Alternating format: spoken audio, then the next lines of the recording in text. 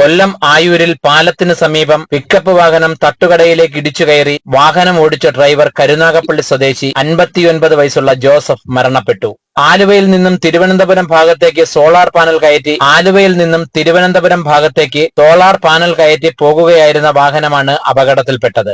ആയൂർ പാലത്തിന് സമീപം റോഡിന്റെ സൈഡിലുള്ള തട്ടുകടയിലേക്ക് വാഹനം ഇടിച്ചു കയറുകയായിരുന്നു. എന്റെ കടയാണിത്. ഈ കട ഇങ്ങനെ ഇവിടുന്ന് ഇപ്പുറത്തേക്ക് വന്ന് വണ്ടി ഇടിച്ച് ഈ കട ഇപ്പുറത്തേക്ക് വന്നുകൊണ്ട് ഞാൻ ഇവിടെ നിന്ന് ഞാൻ അപ്പുറം പോയപ്പോ അതിന്റെ വീല് എന്റെ കാലിൽ കയറി.